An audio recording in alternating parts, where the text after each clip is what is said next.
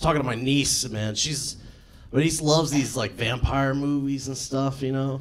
And so I told her I'd write a vampire movie. So I did. It's a spoof. It's a hillbilly vampire movie. And it's called New Moon Shine. What do you think? Only vampire movie with no teeth.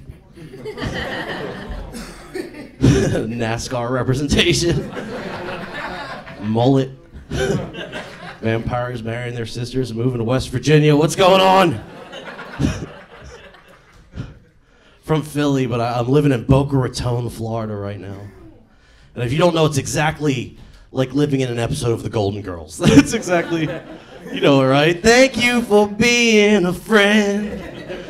I'm looking all hard singing Golden Girls theme song. It's true, man. I live in this condo, and my next door neighbor, Miss Johnson, is 87 years old.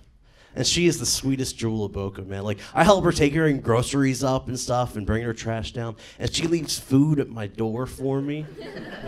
Like lasagna and meatballs parmesan. And she puts cups underneath it so the ants don't climb up. It's so sweet. I don't have the heart to tell her that ants can climb cups. Destroy her, man. The other day she knocks on my door. She's like, Richie, can you help me out? I go, what's the matter? She goes, my thermostat's beeping.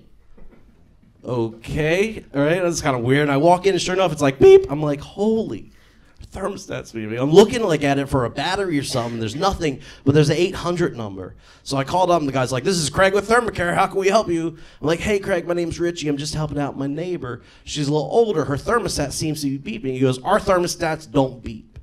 I was like, I don't know what to do. Maybe we need to replace the battery or something. He's like, there are no batteries. It's hardwired directly into the wall. I was like, well, I don't know what to do. He goes, are you standing in front of the thermostat right now? I said, yeah, I'm standing right in front of the thermostat right now. He goes, can you look up?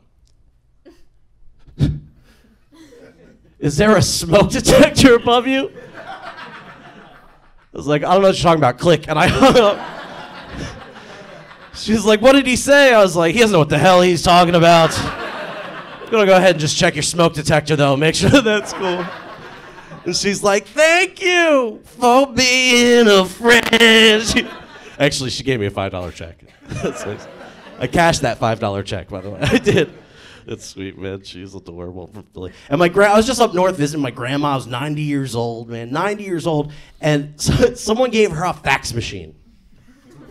And now I'm getting copies of coupons. It is the most awkward thing ever, man. My grandma, she's a hypochondriac. All right, anything she sees, she thinks she has. She calls me up, she's like, I just saw that movie Philadelphia. I go, what'd you think? She goes, I think I have AIDS. It's like, you're 90 years old. She's like, yeah, but I bruise so easily. It's like, just because you bump into stuff going to the bathroom in the middle of the night does not mean you have AIDS.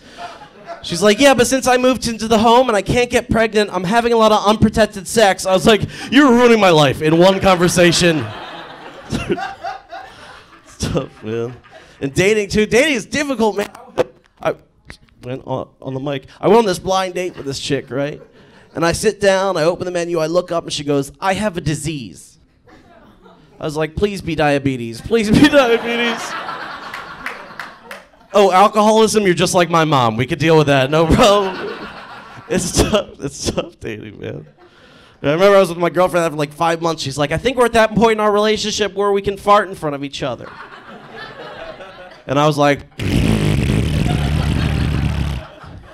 she's like, I take it back. I said, I'm sorry. We're at that point in our relationship where you can't take it back.